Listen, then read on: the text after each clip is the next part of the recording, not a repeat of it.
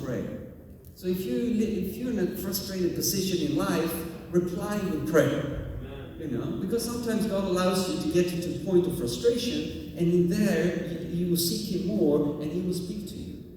So I was a pastor back in 2015, 16, before moving to UK, and I was frustrated with a few things in our church and in my life as well. I did not go, I found myself on the riverbank.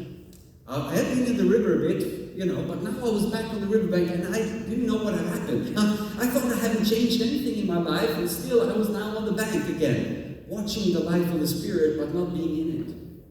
You say, oh, what did you do? What sins did you do? I didn't do anything different than what I do now. So it's not like I robbed a bank. Well, if you do that in Sweden, you will end up empty-handed because everything is e-cash now. So, you can't rob a bank. But I didn't do any of that. It's just somehow, as you grow, somehow things change in life.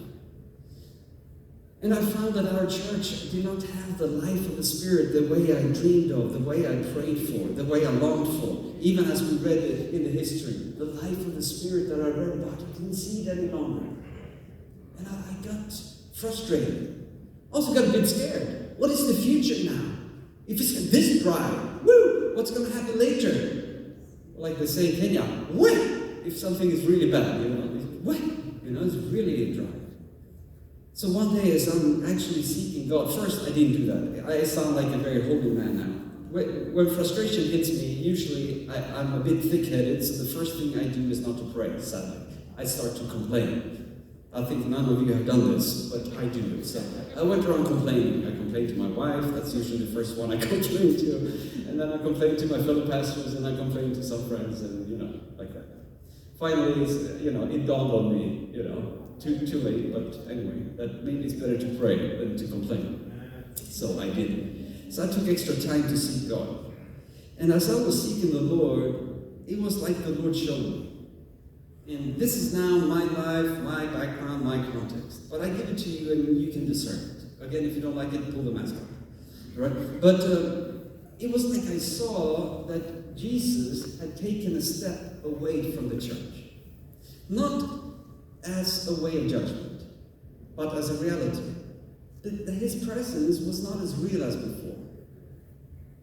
We did the same thing. We sang the same songs. We read the same verses, or other verses, but out of the same book, the same Bible, right? We did the same stuff. Gave money, the offering, we prayed, We did the same as we always did, but somehow the presence of God, the presence of Jesus was not as real as just a little bit before. Not about what? So we did more of the same stuff, and still the presence of Jesus was not as real. That's a very frustrating situation, because you don't know what you've done wrong, or if anything is wrong. But it was like I saw that Jesus had taken a step, just 2 steps back from the church. Not in judgment, but in anticipation.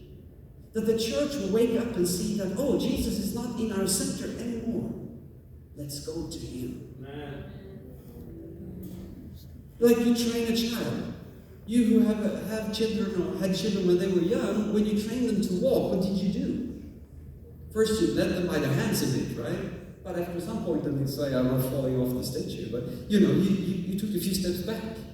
And then you let the child walk to you, isn't it? It's not like you turn your back to them and say, you child, try to walk, and then you walk off. No, you love them. But the way to train them is actually to take a few steps away from them. It's not judgment, it's love. It's invitation to grow. It's invitation to take a few steps further. It's an invitation for the child to explore the world a bit more, but still going towards you. To me, that's how I see the church today. Jesus has taken a few steps back.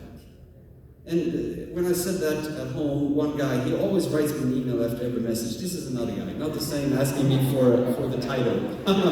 This is another guy. Yeah. You preach as a pastor, I think I think every church has one of those.